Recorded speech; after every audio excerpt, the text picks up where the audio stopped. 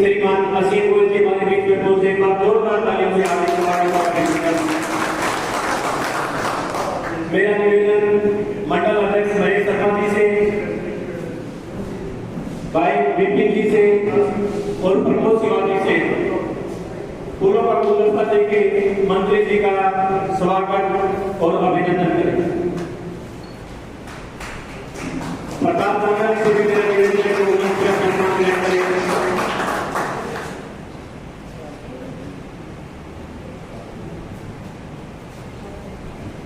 बहुत बहुत हार्दिक असीम गोयल जी ने एक मंडल के महामंत्री के रूप में अपनी पारी शुरू की थी भारतीय जनता पार्टी की, और ये बाल्यकाल से ही सेवक रहे हैं। इन्होंने काम करते करते और जैसा मैंने बताया उसके अनुसार एक सप्ताह में ही ये मंडल के महामंत्री से मंडल के अध्यक्ष बने, और उसी प्रकार एक सप्ताह बाद ही मंडल के अध्यक्ष से ये जिला अध्यक्ष बने हैं। ऐसे हमारे मंत्री असीम गोयल जी का जोरदार तालियों से स्वागत करेंगे।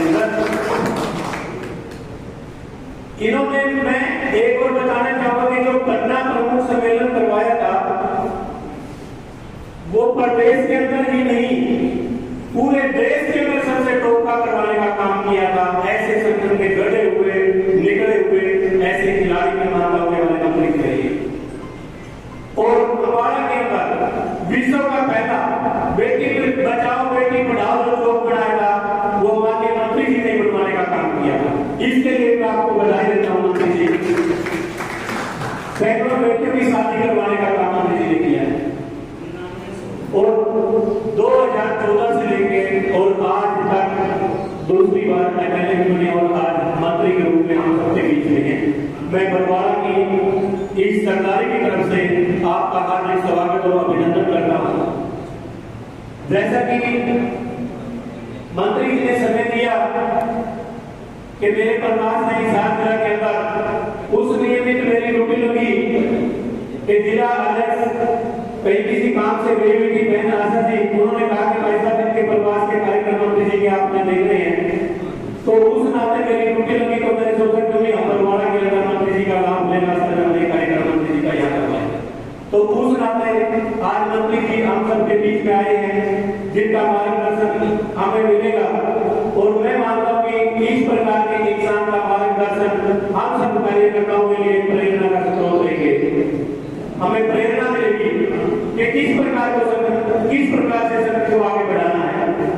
मैं दोबारा फिर यहाँ बरवाड़ा की इस पावन पवित्र जगह पे आपका हार्दिक स्वागत और अभिनंदन करता हूँ, और साथ ही साथ मैं निवेदन भी करता हूँ कि आदरणीय परिवहन मंत्री असीम गोयल जी से वो आए और हम सब कार्यकर्ताओं को अपना मार्गदर्शन और संबोधन दे।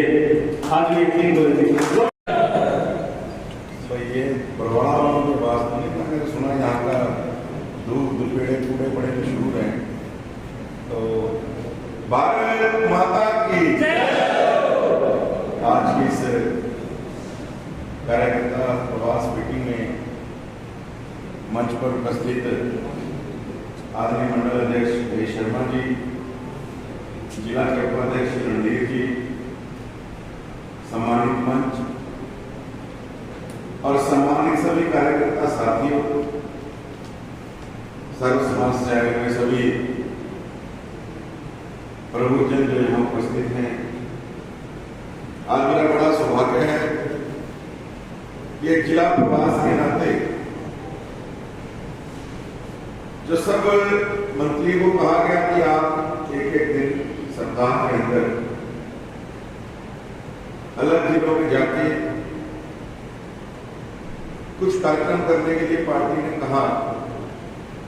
ये कार्यक्रम शायद आपका पहले किसी और स्थान के ऊपर था, लेकिन मुझे पता चला कि दुर्घटना हुई है, इस वजह से एकदम से इसको बदलाव किया गया। और आज उस प्रवास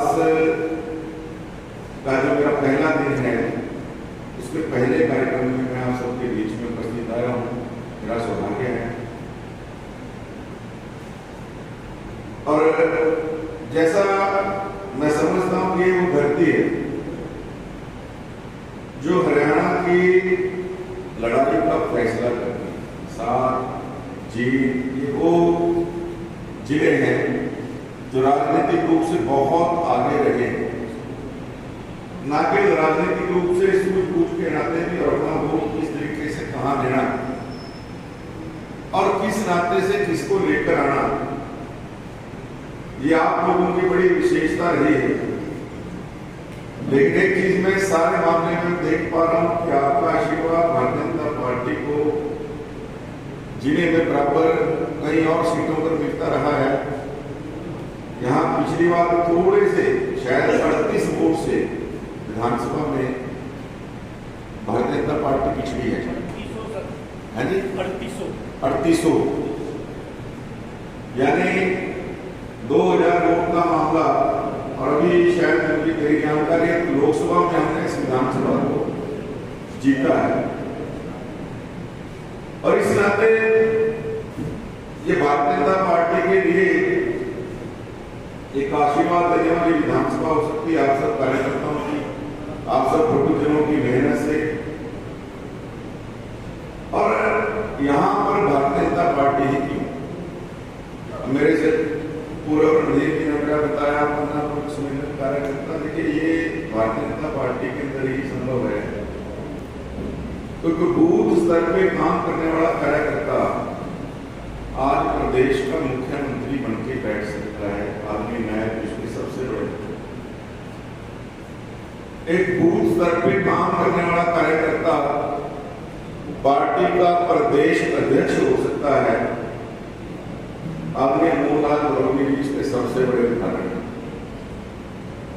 और जैसा मेरे बारे में था, मैं भी मंडल से बूथ से काम शुरू करके हमारे गांव में तो जब मजाक किया करते थे कि भैया सर बीजेपी ज्वाइन कर ली तो बावड़ा हो गया। हमारे यहाँ तो कांग्रेस और लोकदल का जो होता था नगल हल्का होता था, तो हमारे समय छेड़ में नाम भी रखे हुए होते थे, भाई बड़ा राजनाथ सिंह बन रहा है, बड़ा प्रमोद महाजन बन रहा है। लेकिन आज जब आप सब की मेहनत से, कार्यकर्ताओं की मेहनत से पार्टी को इतना पल्लवित, इतना पुष्पित होते हुए देखते हैं, आगे बढ़ते हुए देखते हैं, तो समझ जाता है कि उस समय कार्यकर्ताओं ने जो मेहनत की उसका रिजल्ट आज सामने दिख रहा। कार्यकर्ता लगातार इस मेहनत को अगर बरकरार रखेगा तो तीसरी बार भी सरकार बनाने में कोई कसर नहीं है। लेकिन ये पहली बार की जो हमारी यहाँ सूखा सा पड़ा हुआ है, पहले तो सूखे को तोड़ना पड़ेगा। और मुझे जो लग रहा है लोकसभा में आपने इस विधानसभा को जिताकर, बरवाड़ा लोकसभा बेशक साल हम रह गए, लेकिन बरवाड़ा विधानसभा से हम जीत के आए हैं। आपने उसकी बिजाई तो कर ही दी है जीत की। लेकिन मैं बातें आपसे जरूर कहना चाहूंगा कि जो आपके अच्छे काम हैं, जो आपकी सरकार के अच्छे काम, उसको बताने के लिए जो कार्यकर्ता के मन के अंदर एक संकोच है। कार्यकर्ता को कई बार लगता है कि भाई समाज के लोग भी बैठे हैं, मैं इसलिए इसको खाली कार्यकर्ताओं तक सीमित नहीं रखता। समाज के हमारे कुछ साथियों को भी लगता है कि भैया हमारे समाज का क्या भला दिया, कार्यकर्ता को लगता है व्यक्तिगत मेरा क्या भला हो गया। और मेरा ये मानना है कि हरियाणा निर्माण का, हरियाणा के आगे ले जाने का इतना बड़ा 10 साल का फेज रहा है। आपके यहाँ के हाईवे से पैसा, एक मिनट आप अकेले बात करना, बाहर जाके करना। आपकी बात जो हाईवे था, ये जो सड़क थी, चंडीगढ़ से कोई मुख्यमंत्री की शब्द लेता था, चौधरी देवीलाल जी सीएम रहे और ओम चौटाला जी सीएम रहे, सिरसा जाते थे अम्बाड़ा से, तो एक कॉमन रास्ता पड़ता था हमारे अम्बाड़ा का, जो बिल्कुल छोटा रास्ता था कैथल तक, आगे भी सिरसा तक का छोटा था, हिसार भी। चौधरी भजन लाल जी सीएम रहे, वो भी सी अम्बाड़ा कैथल हाईवे से आते थे, लेकिन रास्ता नहीं बनवा पाए। चौधरी बंसीलाल जी सीएम रहे, वो भी इसी हाईवे से भिवानी आते थे अम्बाड़ा कैथल से, रास्ता कभी नहीं बना। और चाहे मास्टर हुकुम सिंह जी थोड़े समय के लिए रहे, बनारसी दास गुप्ता जी रहे, उनका भी संबंध आपके जिले से रहा, बनारसी दास गुप्ता जी का, लेकिन रास्ता नहीं बना। इतने सीएम आए, इतनी सरकारें आई, जो सड़क की चौड़ाई थी 1 इंच बड़ी नहीं हो पाई। आपने आशीर्वाद दिया 2014 में आदरणीय नरेंद्र मोदी जी को, और भारतीय जनता पार्टी की तब हरियाणा में सरकार नहीं बनी थी। मेरे ध्यान है अगस्त 2014 में कैथल में रैली हुई, आदरणीय नरेंद्र मोदी जी आए तो पत्थर लगाया इसी आपके हिसार हाईवे का, जो आगे राजगढ़ तक जाता है अम्बाड़ा से, जब अम्बाड़ा से शुरू होके, तो लोगों को लगता था कि यार इतनी सरकारें आ गई, 40 साल से सड़क 40 इंच भी चौड़ी नहीं हुई दोनों तरफ, तो ये हाईवे का पत्थर रख रहे हैं तो 40 साल लगेंगे बनने में, लेकिन 2 साल के 1.5 साल के रिकॉर्ड टाइम के अंदर अम्बाड़ा से राजगढ़ तक का जो हाईवे बना। और आप हिसाब जब अम्बाड़ा से, मुझे मेरे ध्यान है जब हम पहले कभी पार्टी के कार्यक्रम में आते थे 5 घंटे लगते थे, आज गाड़ी देख के 2.25 घंटे में आप अम्बाड़ा से हिसार। और जिस इंटरेस्ट के साथ हरियाणा ने, आदरणीय मनोहर लाल जी ने पहले और आदरणीय नायक सैनी जी इन सब चीजों को आगे बढ़ा रहे हैं। और हाईवे पहले चौधरी हुड्डा साहब बने, भूपेंद्र हुड्डा जी, एक हाईवे निकला जो पानीपत से रोहतक तक गया, लेकिन ये नहीं है कि वो रोहतक के अलावा कहीं और की बात सोचते थे। क्षेत्रवाद, जातिवाद, भाई भतीजावाद,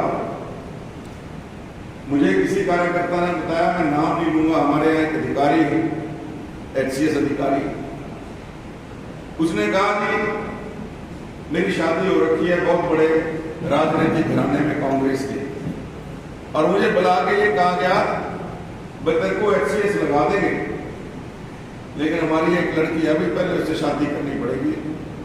तो मैंने कहा जी ये कैसी शर्त है?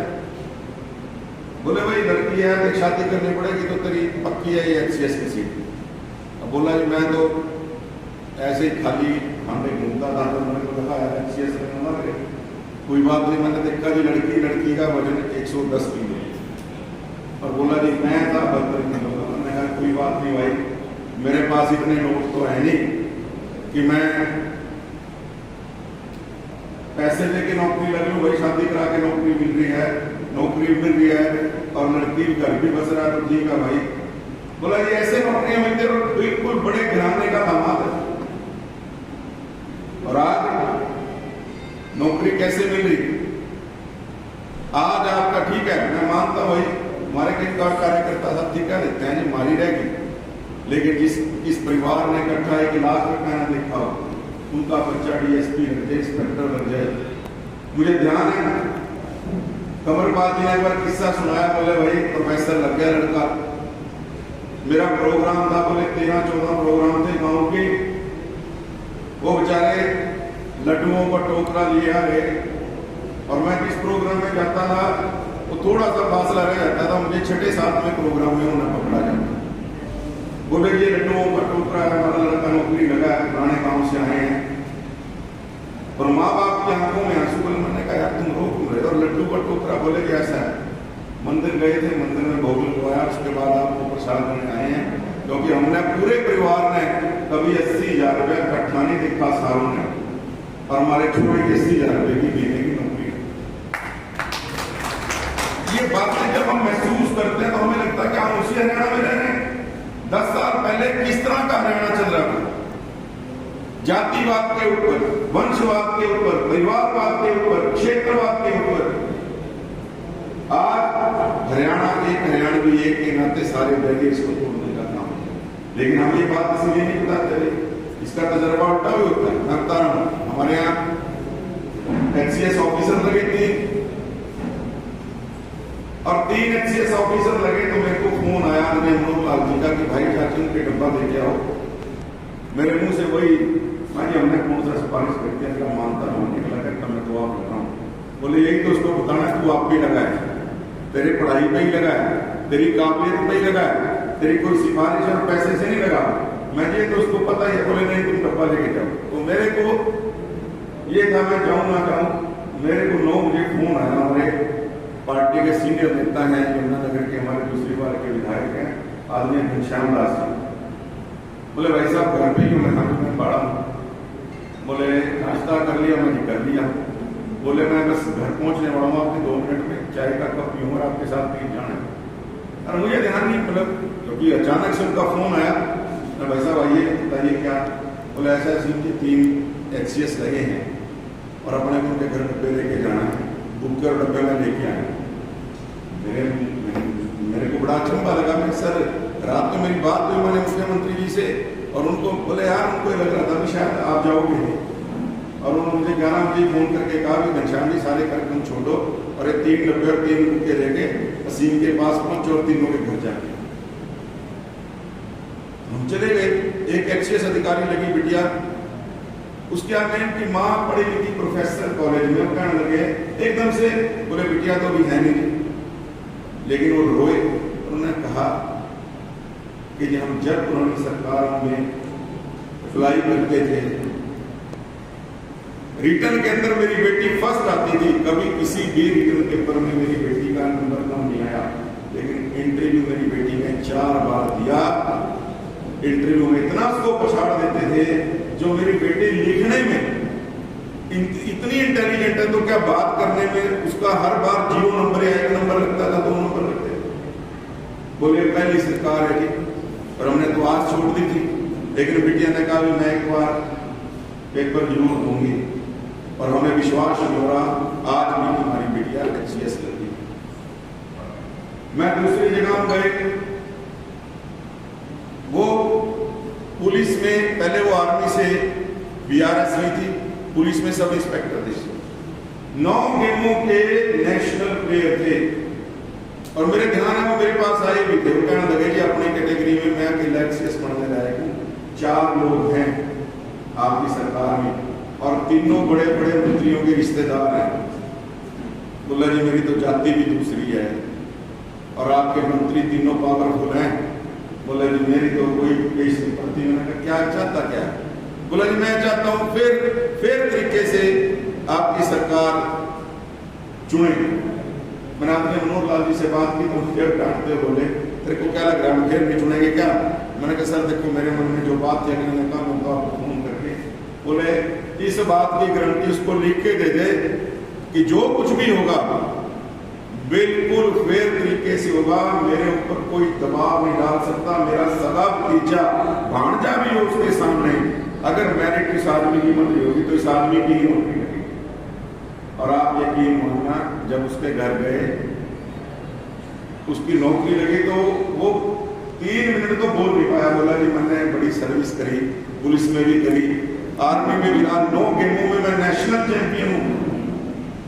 सही काम। बोला जी मेरे से बोला नहीं जा रहा, मुझे उम्मीद ही नहीं थी कि मैं इतने पावरफुल मंत्रियों के रिश्तेदारों के आगे सिलेक्ट हो जाऊंगा।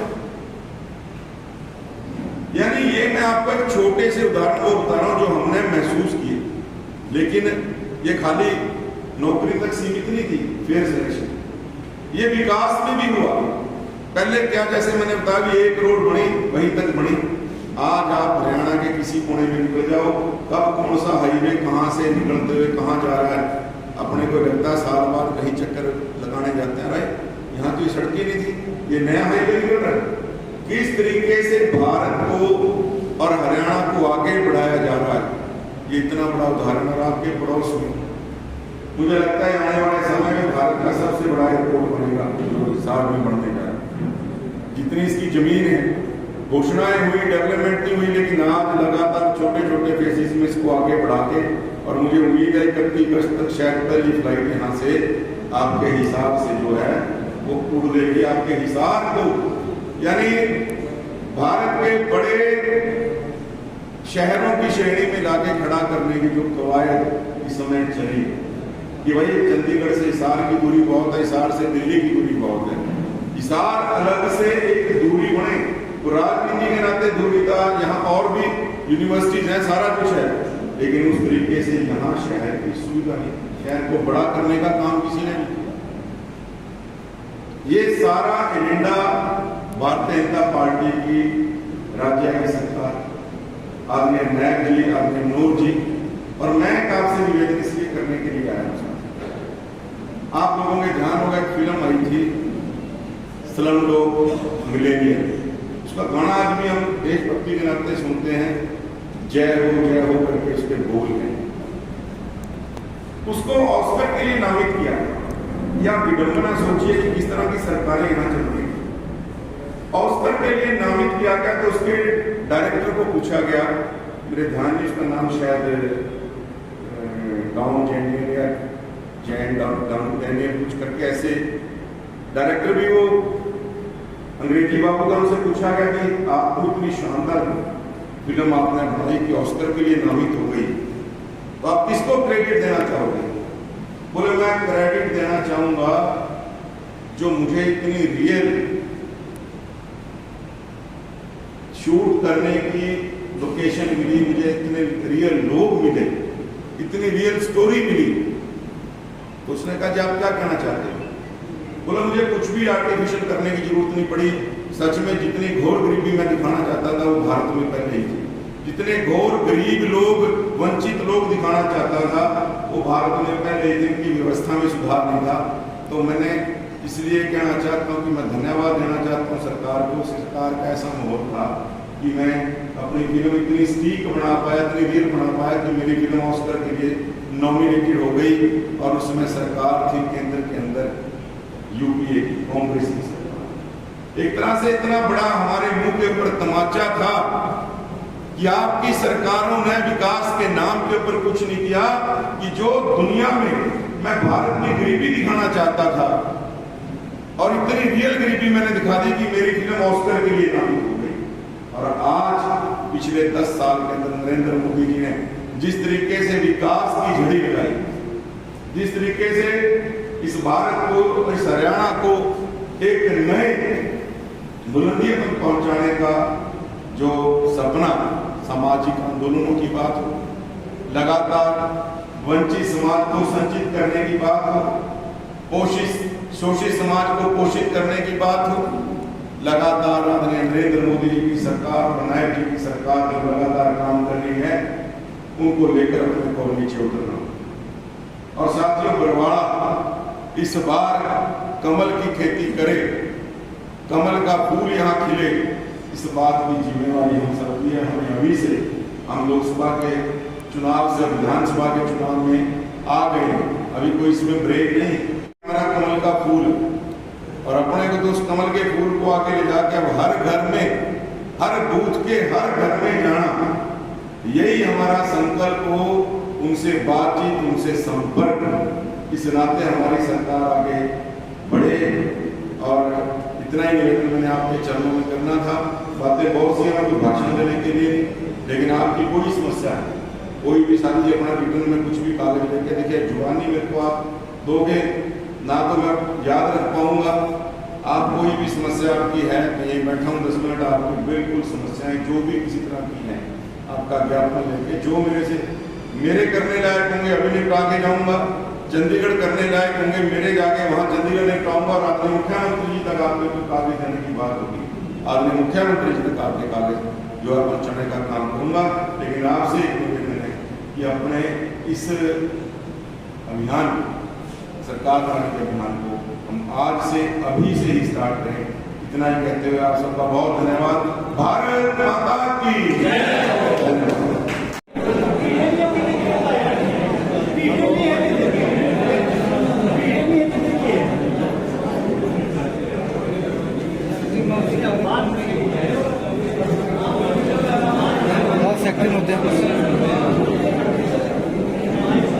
खुला दरबार, खुला दरबार,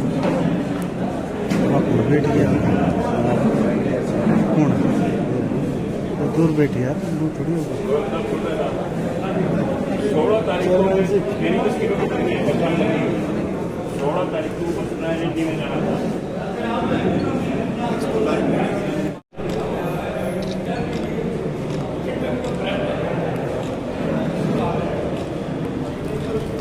भारत माता की